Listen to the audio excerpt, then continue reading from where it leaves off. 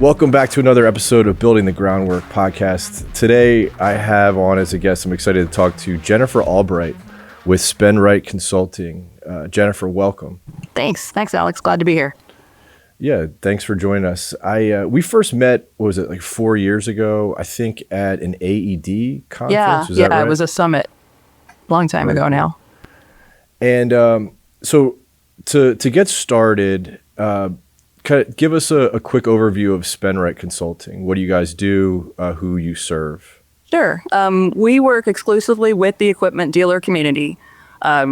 Generally speaking, our work falls into three buckets. It's process improvement, project management, and system implementations. And, with some of the smaller dealers, we do venture into strategic planning and other types of, leadership development training. But typically it's those three buckets right there. And your company, it's primarily you and your husband as a team, is that correct? Yes. Yeah. And then we do have a couple of part-time consultants that come in on different projects depending on exactly what we're doing. Very cool. Yeah. And who better to consult dealers than someone who worked for a dealer? Because that is your background, is that right? Yeah. I first started working for a dealer back in 2004. And was the procurement manager for 11 years and then left there to start this business, which we just had our 9th anniversary 2 days ago. Congratulations. Yeah, thanks. And tell me, take us through your background, like what you did there exactly, like what you learned, what you saw. I'm sure you started noticing certain gaps, and that's what led you down the path of owning your own business to help dealers. But kind of walk us through how you got there. Yeah, absolutely. So like I said, I served as the procurement manager for my dealership, and it was a very large one.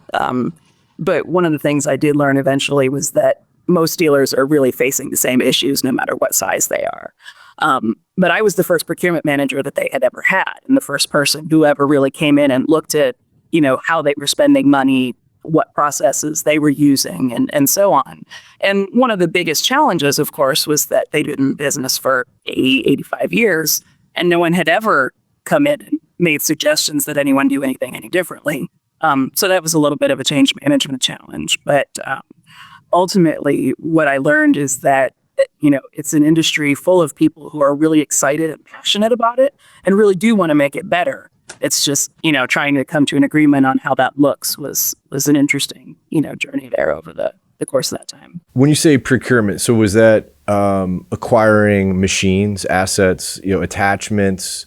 Did your role also interface with like the parts and service operation as well? So I was mainly over indirect procurement. So anything that went into facilities, MRO, vehicles, office supplies, coffee, paper, tires, any kind of consumables really, except for the machinery and attachments themselves.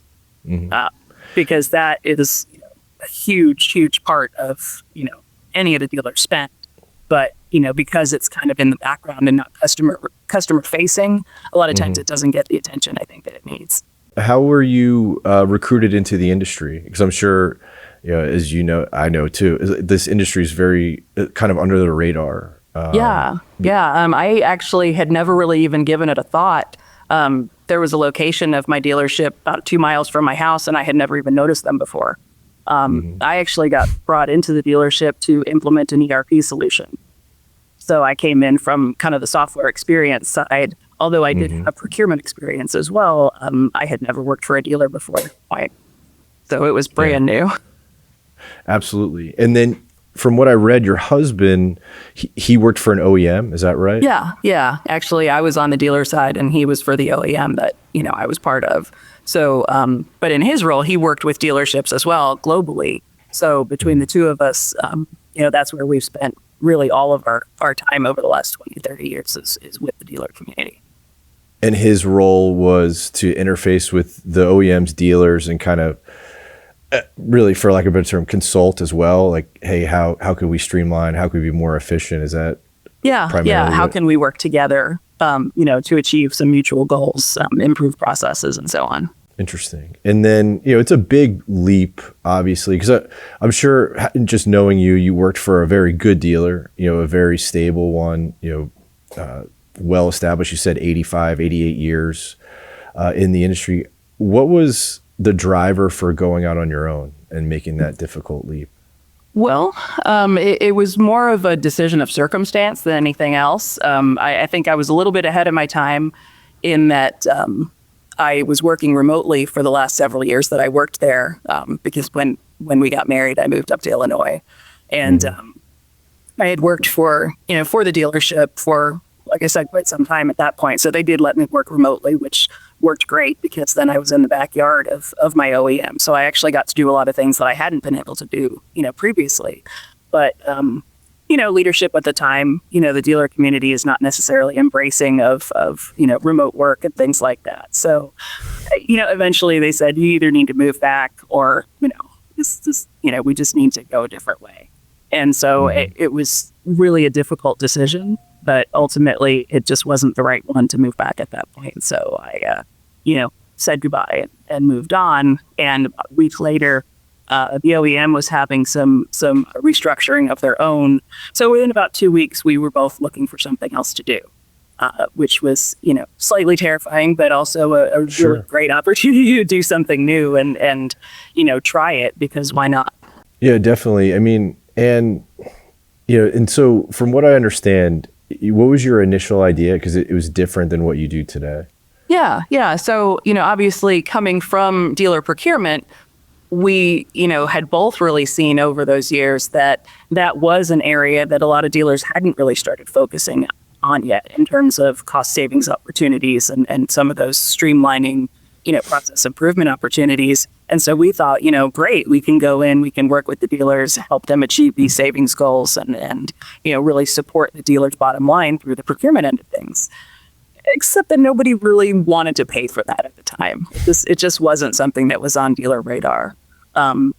So, we kind of had to step back and ask a lot of questions and say, okay, well, if that's not what you're into, what is causing you pain right now? What are your challenges? And what do you wish you had an extra set of hands for? And that's where we really kind of came back to that processes, projects, and systems, because, there's just not enough people for the initiatives that they've got going on. And especially, as in the dealer community, it's not like other businesses. You can't necessarily just hire someone who's never stepped foot in the dealership before and expect them to understand the complexities of it, where we can kind of get in, help solve the problem, and get back out again. Yeah. So I remember this is when I think back to when I first met you at that AED conference, and I asked you, give me an example of something that you help with. And the first thing that you mentioned was an ERP implementation. And it resonated with me immediately because we had been on a business system for my first, 12 years, 14 years. And then we decided to implement a new ERP. But I look around and there's no one at my company who had been through that before. Yeah. And so you need like company sponsorship. You need someone to lead the project for your company, and no one had that experience. And then go figure, it was a total disaster, just of like monumental proportions, where none of the data was brought over correctly. We went through a period of time where like we didn't invoice a rental for like 3 months. And so it was like, I definitely learned about what you guys do way too late. But it made total sense to me, just like kind of probing exactly what kind of things that you help dealers with. Yeah. And that actually happens pretty often. People will say, oh, we've got it under control. We've got a big IT department, or we know someone who's already done this before. And a good amount of the time they come back a few months later and say, it's not going so great. Can you help us out? And, of course. So it's always easier when people come in the first place, but, it's never too late to change course. What do you see as like the biggest challenges facing dealers today? Like where do you see dealers struggle, and then, how you guys can help them? I think even kind of staying with the same topic that we were just talking about here, technology is huge. Because especially the longer, more established dealerships have been doing things the same way for a long time. And there are so many new technologies out there now that just weren't available even 10 years ago. Things for AP automation and introducing AI and, generative AI to, look at predictive maintenance schedules and all kinds of things that just never existed before. The ERPs are a lot better. So kind of taking the leap to make those changes, which is expensive and time consuming, is definitely a big challenge. And of course, where to even start, because there's so many opportunities. And that makes, I think, for some pretty difficult decision making with some of the smaller dealerships, because you have to work with, more limited funds and make your priorities, pretty clear. So that piece of it is definitely a challenge. And there are people that have been in these jobs for, decades and really pride themselves on being the folks that know how everything works and know, what to do in all situations. And I think there's some real fear there that technology is going to take their jobs away, when really that's not the intention at all. It's just to be able to give those people the opportunity to have more time to really use their expertise in a valuable way, instead of just pushing buttons and shoving paper around on their desk. Yes, you've touched on what I think is a huge contradiction. It's funny. I don't know a single dealer that if you ask them about like personnel, everyone that I've ever talked to or that I probably survey would tell me that they're shorthanded. Yep. And so then that's a natural partnership for technology, right? Because it allows you to scale, it allows you to accomplish more with less. But then the contradiction is, but no one wants to embrace technology because they're afraid it's going to take away jobs. But you're shorthanded. So and it's there's like this stigma against less experienced people. What do they know? They haven't been around. But I think in a lot of cases, the technology gives more opportunity for the experienced folks to train, the newer people without it being years of, time invested. Yeah, it's interesting because I think, I don't know. I mean, I've mainly been in this industry, so it's hard to try to compare it to others, but it just seems to me that the leadership is so narrow-minded, and that's a major obstacle for the embrace of technology. And you kind of touched on it before too, by saying, hey, the typical answer is, well, we have this IT department, and just having you deal with technology a lot in your role. We have a technology company. We employ software engineers. The difference in skill between software, like a true software engineer, and who dealers employ in like the IT department, is massive. And I guess different jobs. They are, and I guess it's a shame because people, if you've grown up in a dealer or an OEM, you don't realize that. You kind of don't realize what you're saying because you've never really been exposed to the other side. Definitely agree. I came from high tech before coming into the dealership, and that is a completely different business model in a lot of ways. I think one of the other pieces, though, that goes along with the technology side, and I don't know if I'd agree with you on narrow-mindedness so much. I do think that there are some that are set in their ways, but especially with a lot of the younger generations kind of moving in to take over the dealerships, there is a lot more openness to that kind of thing. But I think that there's kind of a balance, and I don't know, some people might not like this, but there is such a atmosphere of empowerment at dealerships, unlike anywhere I've ever worked before. And I think it's really amazing because then you give people the freedom to make decisions, to get things done, to really be passionate in their jobs. But the problem is it can make it really difficult then for leadership to manage change effectively because, sometimes people don't really want to go along and they're not used to being told no. So that can be a real challenge, when people feel entitled to just disregard, management direction because they've been empowered for so long. And so how to balance that, I think, is really challenging. That is true. Yeah, it's so do you have seen a change then in attitude over like technology in the last like 5 years? Oh, absolutely. I mean, I think it's still difficult just from the standpoint of the time it takes to implement things and the costs involved. There's a planning cycle involved.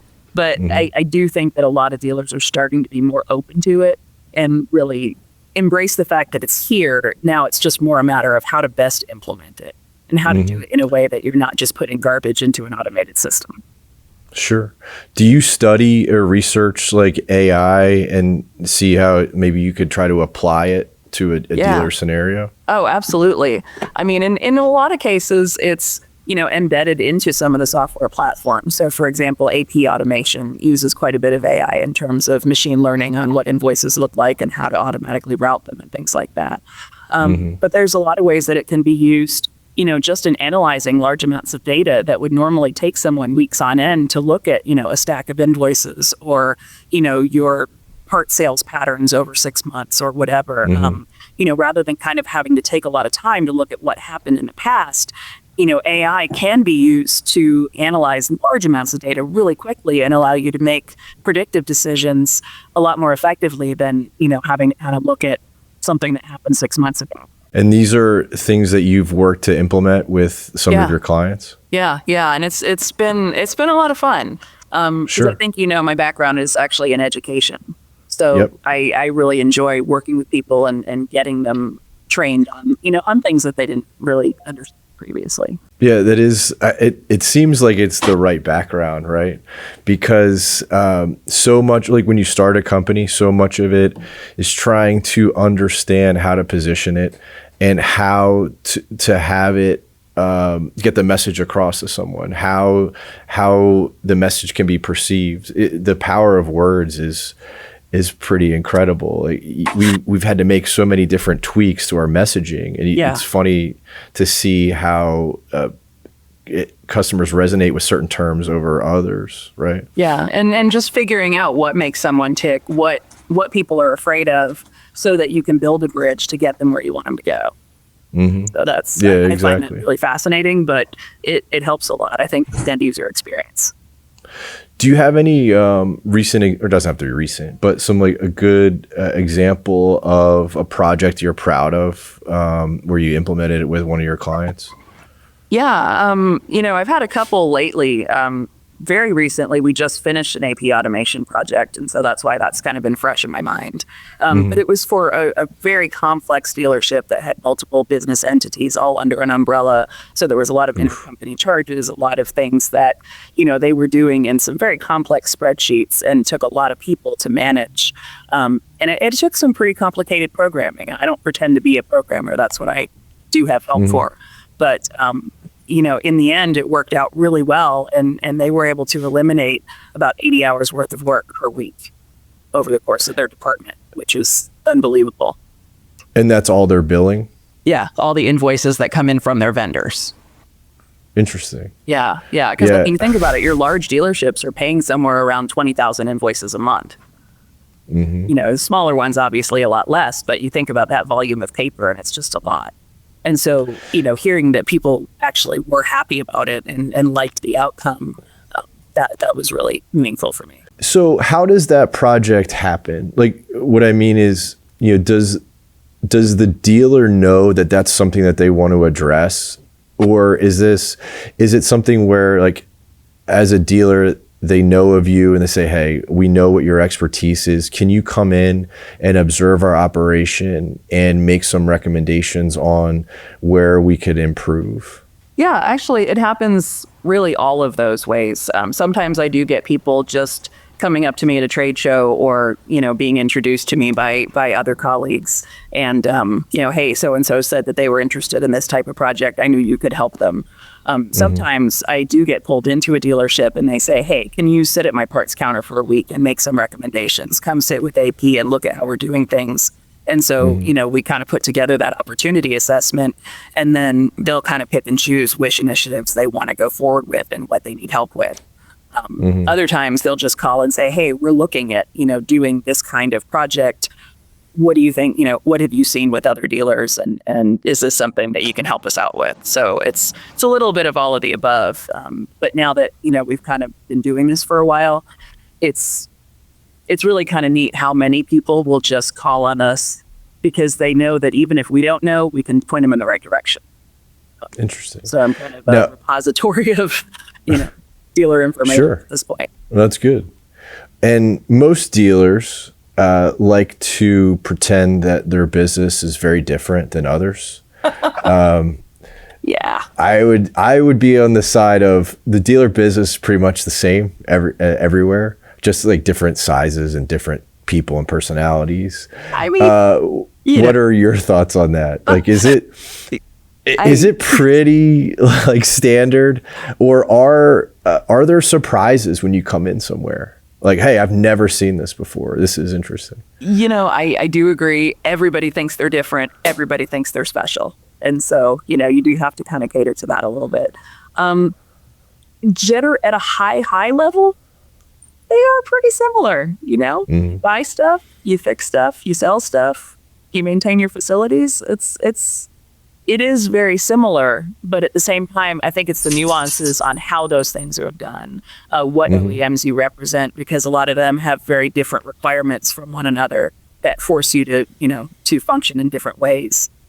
Geography can come into it, what kind of products you sell, the culture in your area, things like that. But every now and again, I see some crazy stuff. But, I think it's nice too that I've kind of built that trust relationship where people know that I can see the crazy stuff and I'm not judging them for it. No, I mean, the fact that they're engaging with you means that they want it to improve and get better. So there's nothing to be, embarrassed about, right? No. Does a lot of it have to do with like the OEMs that they represent? Like, do Komatsu dealers have certain things that all Komatsu dealers that you work with kind of have to fix, and that's different than deer dealers or cat dealers? I mean, I think high level, they're all working with the same issues. A lot of it is just those longstanding processes that haven't been looked at in a long time, or, adapting the newer technology. I think there are some similarities across OEMs in terms of, cat dealers having to do things a particular way or Komatsu having to do things a particular way. Some of that is driven by the OEM themselves. For example, on the dealer side, JDIS kind of driving the IT side of things and so on. But there's still really a lot of flexibility, I think, within the dealers. It's just some of them are judged on certain criteria by the dealerships in terms of how they have to perform and how they have to report things. But ultimately, it's not that different. Do you ever have OEMs engage with you and say, hey, can you help our network out? Or is it primarily dealer by dealer basis? At this point, it's just the dealer by dealer basis. There's been no shortage of work in that area. I mean, sure. I'm not against working with the OEMs, but that just hasn't been our focus at this point. What do you think, just stepping aside from it, like the driver is on the dealer side to reach out to you? Is it a person? Is it typically a type of person at the dealer, like a younger person who is been there for a little bit, sees these inefficiencies and wants to drive the organization to improve? Or is it long-standing employees that maybe have gone through the issues for years and have just kind of gotten fed up and have reached out for help? Like, what's the ideal customer profile, I guess? I mean, the ideal customer profile is anyone who's actually open to change, honestly. But as far as who reaches out to us most often, it's kind of a mix of that. Sometimes it is the long-time, manager or executive. Sometimes when they know they're on their way out and they want to leave it a better place than they started. Sometimes it's just, I've been dealing this for so long that, I've kind of reached the end of my rope with it. I know there's got to be a better way. And sometimes I'm brought in by leadership when there are new managers that are brought in, to take over a department or to, that are new to the dealer community. And we'll be brought in to do more leadership development training and team building and just, really mentoring those people on how dealerships work and how to be most effective in their roles. So it's a little of everything. Yeah, that last one interests me because I was actually playing around with a new blog post about leadership, specifically in the industry, because I think there's been a void. From personal experience, leadership was never really talked about, trained, researched. We just operated the same way like we did the year before and the year before that. And there was really never any, like I said, discussion around like the importance of leadership, grooming people to become like the next generation of leaders. So that caught my attention because whoever that company is, kudos to them for thinking outside the box and and reaching out to you guys to bring you in to help mentor their next like generation of leaders. Yeah. And I think what you said originally is really spot on. Leadership in the past, I think, just kind of happened. It was more management. You stayed at the dealer long enough, you get promoted, and then you're a manager. But that didn't necessarily mean you had any idea how to truly be a leader. Some people are better at it than others. And some dealerships have amazing leadership development and training programs, but a lot of them don't. It's just not an area that many have really focused on because they're so focused on the work or the customer that they don't take the time to develop their teams, which I think is a big gap there. Yeah, huge gap. And from what I've seen, most of the senior positions go to the longest tenured sales reps, which is also not a great thing. That's how you get the reputation of being sales focused among everything else. Go figure. But in part, you could you step back, you can understand a little bit because machine sales drives the most revenue, and so those people stand out over time. But yeah, I just think there's been a big void and something missing for a long time there that I'm putting on paper, trying to explore a little bit. Yeah. Well, and I think that focus on sales is really kind of misplaced because obviously, without sales, you don't have a dealership. But, I kind of look at it, and this gets a little bit cheesy, but, you think about a tree. The leaves are the pretty part that everybody sees, and that's sales. And that's what people think of when they look at the tree. But you got parts and service in the trunk. That's what keeps the dealership open.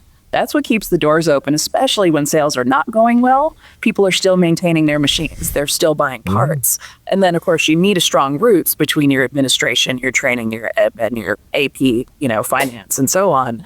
And without all the pieces in place, the tree's going to fall. Sure. I completely agree. That's our business today. I think, my theories on that are parts and service are hard. They're much harder than sales. And you have to be operationally excellent as a dealer to offer great customer support. I mean, it's a logistics business. It's high pressure. Sales is not necessarily high pressure. I mean, yeah, you're expected to deliver a result, but in theory, I could hire a salesperson tomorrow and they could go out and sell a $400,000 machine. By making certain calls and stuff. But when, you have a customer who has a machine down and needs somebody right now, there's a lot of moving pieces there in order to satisfy the customer. And there's so many more options, on where you can get parts or who can service your machines. So, you really have to be competitive and knowledgeable to make it work. Right. Yeah, it's... So sales has always gotten a lot of shine just because of the dollars attached, but it's just, to me, it's always been the much easier side too. Yeah. Well, and then the part that everybody forgets, circle back to procurement again, is, procurement is pure bottom line savings, and when you look at what a dealership can do, we've done some research and kind of piggybacked on some ISM research, Institute for Supply Management. If you calculate out addressable spend at a dealership, and then there's some additional calculations there that I'm not going to, get into too deeply, but you can use those numbers to basically look at a dealer's opportunity for cost savings and cost avoidance based on, industry norms. And I mean, you're talking about, generally in the neighborhood of 1% or so of gross sales that you should be able to save every year. And think about how much you have to sell in order to make that. Sure. So, we overlook the spend side of it because it doesn't sound pretty, but it really does a lot more than they think. Yeah. Are there areas of like really low hanging fruit that no matter who hires you, like with your eyes closed, you're like, okay, we could go here first and you could save 1%. What are those areas of low hanging fruit that nearly everybody misses? Some of the biggest ones are just, who are your suppliers? One of the first projects that I did went and looked at, a supplier assessment, and I'm going, okay, this dealer has 80 different office supply vendors. Oh my God. 80. And those were only the ones that I could identify, like, without even digging too deeply.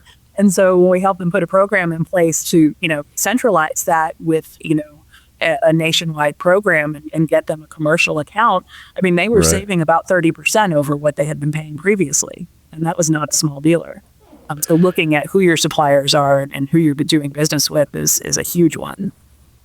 How about, did you get involved with like freight? I remember freight was such a huge expense of like moving equipment around, like haulers. That is a difficult one. And I think, honestly, it's one where we're going to start seeing a lot more improvement now that AI has come into the picture, because you have so many more tools available.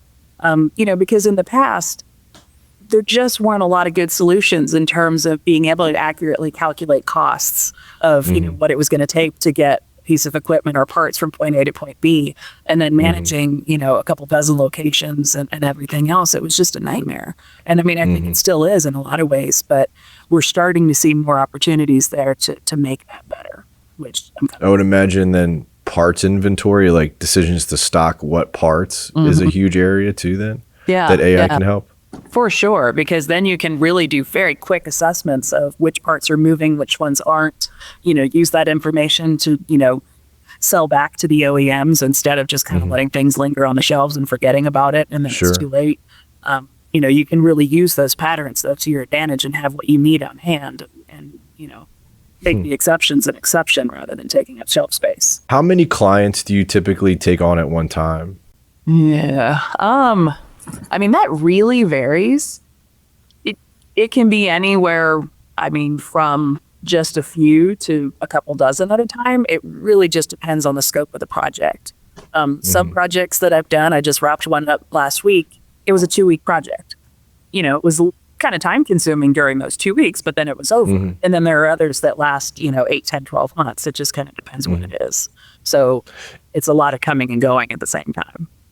And do you have like I'm sure you have repeat clients then where like you do a 2-week project, goes well, then maybe a year later, like, hey, can you come back and look at this area of our business? Yeah. That's actually one of the things I'm most proud of, is that everyone that we've worked with has come back, after that for something else. And that's really great to see. What do you, one of the things that we talk about a lot on this podcast is the labor shortage.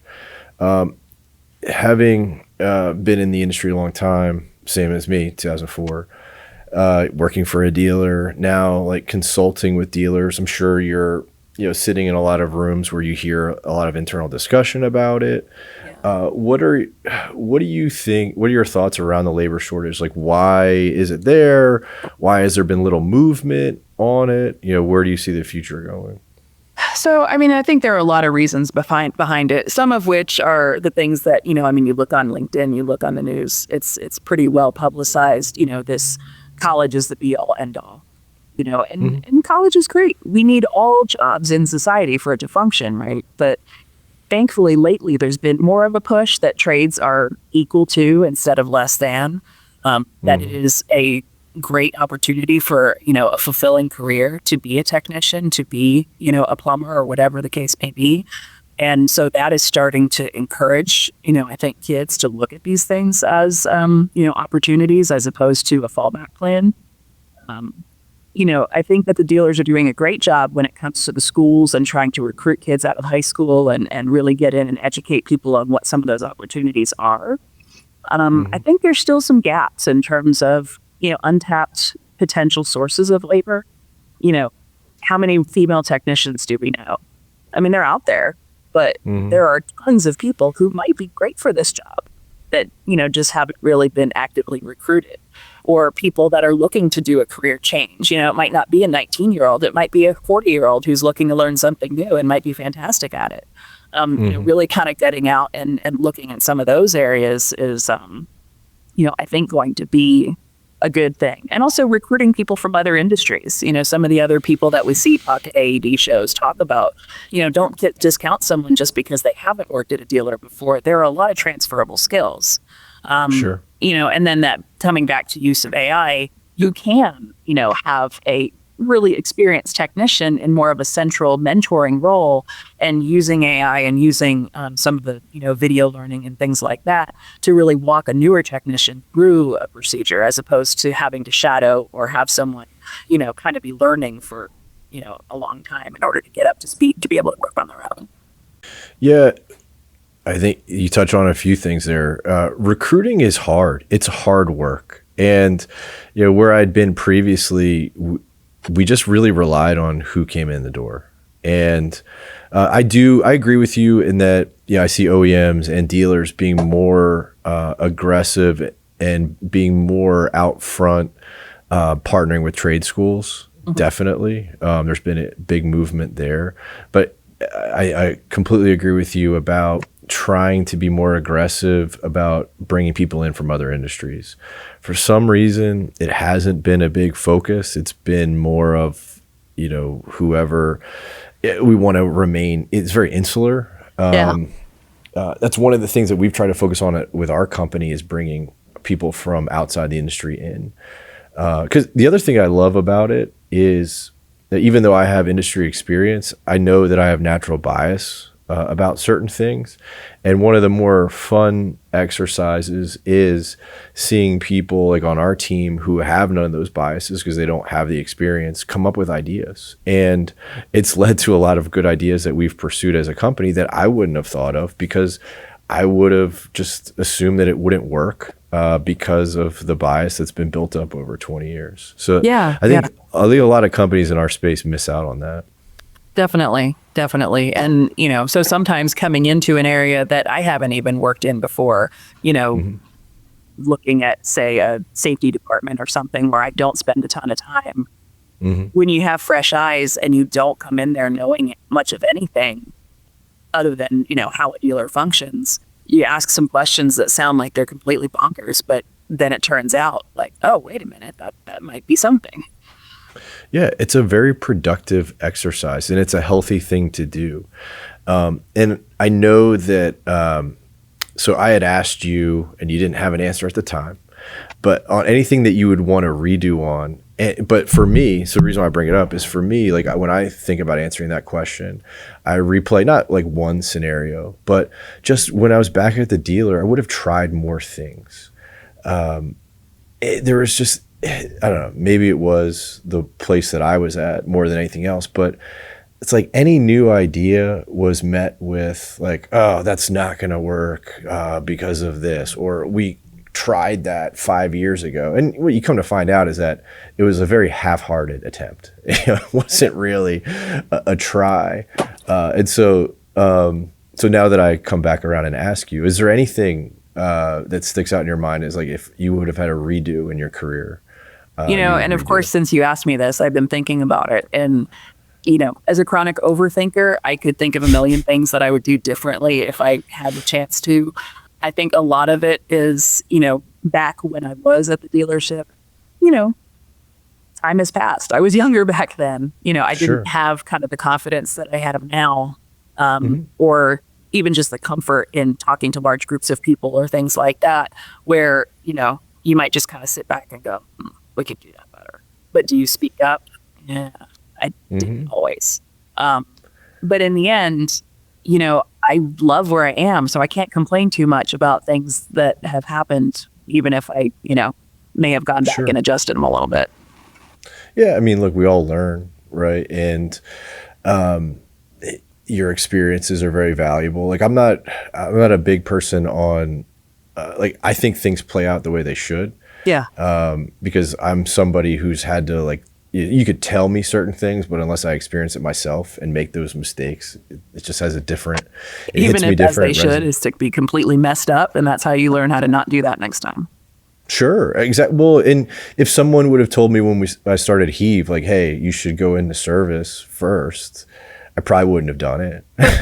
Yeah. It was necessary for us to encounter for the first 2 years the way we did and just learn our, get our footing, learn how customers reacted to the product, building the product, putting it in the hands of people. Like it's just necessary. I mean, I would have saved a lot of money, but, but it's just things happen the way they should. They do.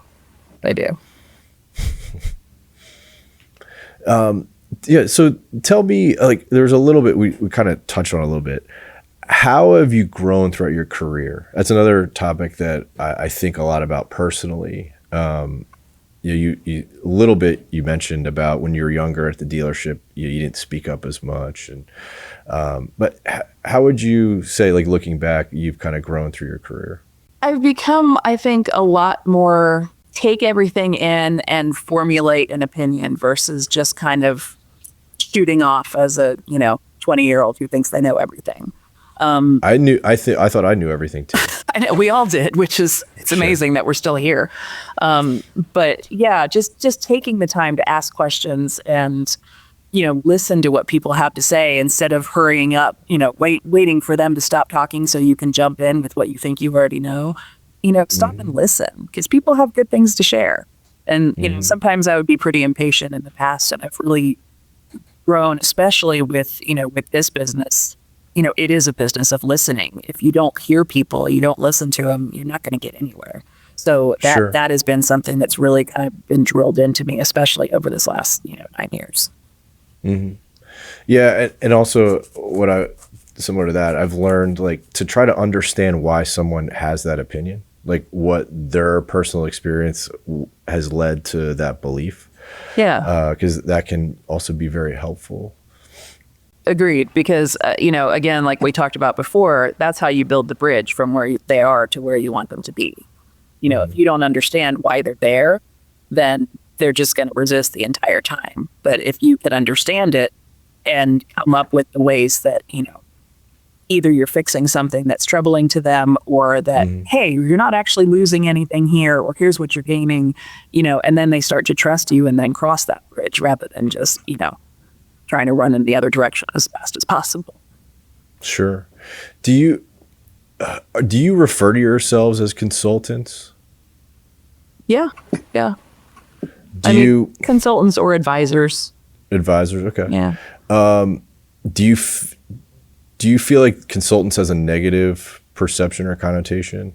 It definitely can. I think it goes back to that stereotype of, the stranger who doesn't understand the company, doesn't understand the industry, just coming in and making a whole bunch of changes and then leaving and not really worrying about what the aftermath is. Sure. And that's one thing that I think, having had that hands-on experience at a dealership, I'm not going to leave somebody with something that I wouldn't have wanted for myself. Sure. In that job, whether it's, training materials or, a process that's funky and doesn't make sense. I'm not going to leave you with a mess because, I wouldn't have wanted that. And, and I know what it's like to be in that situation. So, it doesn't do me any good to just walk in and, dump a lot of change and then leave. Have you had situations like projects that didn't go as what was intended or what you thought? Yeah, fortunately not too often. There have been times when we've had scope changes where they've kind of said, this isn't actually going to do what we thought it was going to do. Let's go do this other system instead, or let's alter that process. We thought we wanted, X, and really it's Y. And that's why a lot of times I think it's really important to spend the time, again, talking and listening to people up front, because a lot of times the tendency is to hear how they want to solve a problem instead of really focusing on what the problem is. I think that's such a great point. Yeah, exactly. What is the core problem? Yeah. Because they might have the wrong approach. Yeah. You don't hear all that, then you start doing what they think they want, what they're asking for, and then you kind of realize what the ultimate goal is, and if it's not in alignment, then it's not going to work. 100%. Or what something that I'm also fascinated by with companies is so you said you just had your 9th anniversary. Yeah. Is your approach any different in year 9 than it was in year 1 or 2? Like, do you do things any differently based on learned experience, or is it relatively the same? No, I would say it's quite a bit different, of course, because in the beginning you're trying to make some money, Sure. Yeah. Especially given that, we both kind of came from having jobs to not having jobs. Making money is a really good thing. And so you kind of feel a little bit open to anything anybody wants us to do. We can do that. And, that's not the best approach. It really isn't. And fortunately, we've always had good clients. We've gotten a lot of good work. But, now that, time has passed and we've had a lot more customers, a lot more projects under our belt, you can stop and say, you know what, hey, this is not a great fit for me, but I know someone who can help you out. Or, or just be more selective about which projects happen at what times and really dedicate the appropriate amount of attention to a client versus trying so hard just to kind of keep the lights on. Sure. I mean, that's naturally you have to take on everything in the beginning, right? You need to prove yourself. You need to prove the concept. You need to prove the business. Yeah. Do you remember those first couple of projects? I do remember the first couple of projects. The one though that made me laugh is, one of the very first sales calls I did was to a dealer, and this was to someone that I had known for a long time, and who had said, hey, I think it would be great. We have some needs. I'd like to work with you sometime. I am the absolute opposite of a salesperson. It is not my strong suit. I mean, I spent 20 years in procurement avoiding annoying salespeople. The last thing I want to do is be one. So I'm, having this phone call with someone who I knew, and I thought, okay, this will be a good, good practice run for me. It was absolutely dreadful. It was the most awkward conversation I've probably ever had in my life. And it kind of ended with, well, yeah, all right. So we'll talk to you sometime. What made it awkward? It just, at that point, I don't think I had a clear enough view of who we were and what we were offering to really deliver that message effectively. It was more like, what do you need? As opposed to, really having a clear view of what we were and what the value was that we brought. That sounds very simple, but it is really difficult. Like it's kind of, I was alluding to this before in our discussion, is that if you asked me, a couple of years ago, what is heave? Like it would take me 5 sentences. And today, I could do it in 10 seconds. Yeah. And to where it resonates. And but you gets there over time, Yeah. And being able to fine tune that. Now it took 7-8 years, but I eventually did end up doing some work for that dealership and it went really well. But by that point, I had a much more clear vision of what we were and what we could do for them. And right. That's what we were. Yeah, it's something that just takes you time. Like you have to go through it. But yeah, it sounds simple, but it's not. Yeah. And I am definitely still working on that piece of it, just how to be a salesperson without being a salesperson. Yeah. I mean, like you've talked about it. It's about listening more than anything else. Do you read any of the like materials that help you on this front? Not so much reading. I do a lot of webinars. Actually, there's a guy named Sean Hand I follow on LinkedIn. He's got a company called The Awkward Networker.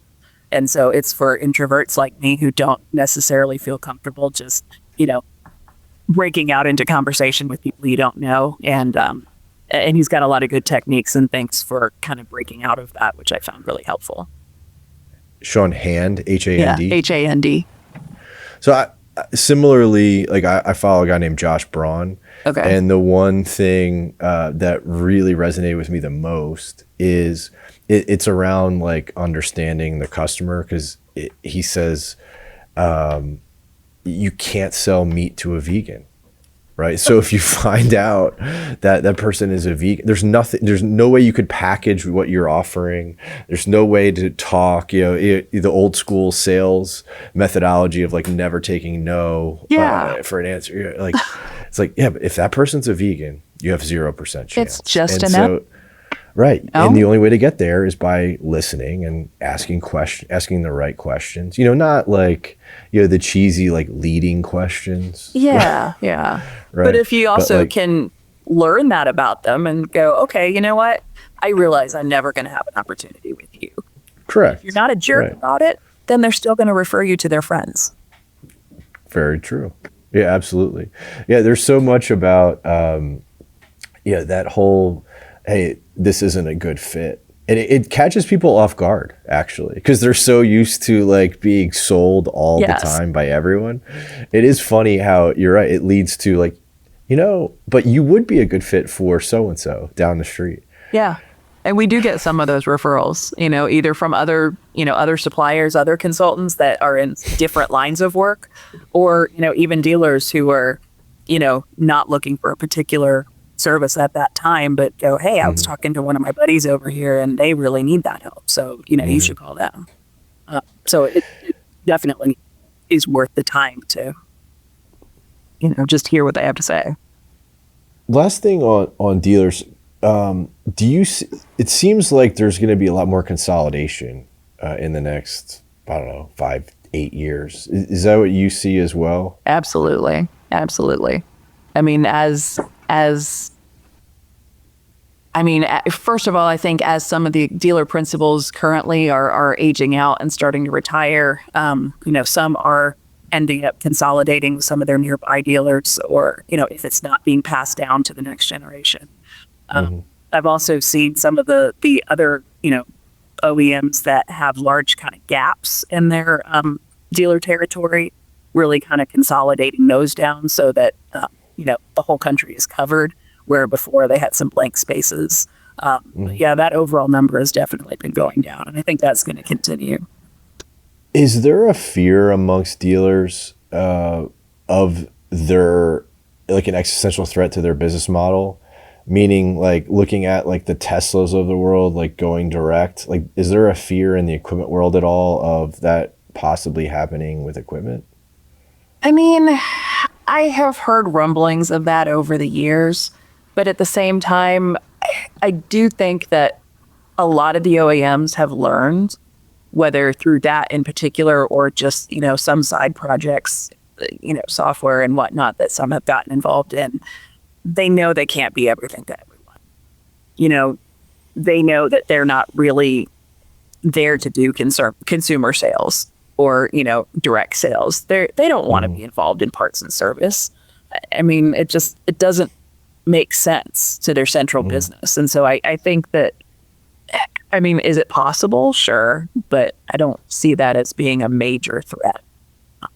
I think some are more worried about private equity taking over, and then kind of losing that handshake relationship kind of business that we've all kind of been accustomed to. And then with consolidation, do you view that as positive or negative for your guys' business? Like, on one hand, I could see it as, hey, bigger dealers become less efficient, more opportunity for a company like ours to come in and help streamline and find those areas to save. On the flip side of it, more consolidation, less overall potential customers for us. Like, how do you view that? I can see it both ways. When a dealer is consolidating, we've got a handful right now that are going through that or just recently went through that. And so there's a huge opportunity at that point to look at both businesses and kind of say, okay, which processes are we keeping? Which ones are we, going to discard at this point? Which systems are we keeping? Merging software systems. There's years worth of work when there's a merger that goes into place. So that part isn't necessarily so bad. Although, in terms of what you said, number of clients, that obviously could be a player. But if we look at North America alone, there's, well over 1,000 dealerships when you look at all different flavors. I'm not really concerned about running out of work to do. Yeah, I see a 4-month calendar behind you. So. Yeah. And all that red is, places that I'm going to be in the next handful of weeks. So, there's no shortage of work to do. And, and then small dealerships, even if they combine, the small dealers become medium dealers, and they have all different kinds of growth challenges and strategic leadership challenges that are new and different. So I don't think there's really any shortage. It just may adjust what some of those projects look like. Well, I can say that hopefully one day we'll become so big that we're letting money on fire to where we could hire Spenright to come in and show us where we're leaving money on the ground. So in due time, we started very small, but hopefully we get there. I think you will. You've got a really good thing going here. Thank you. I really appreciate you joining us and talking about the industry and your experience. It's been fun. Yeah, absolutely. Thanks a lot, Alex. Thank you. Appreciate it.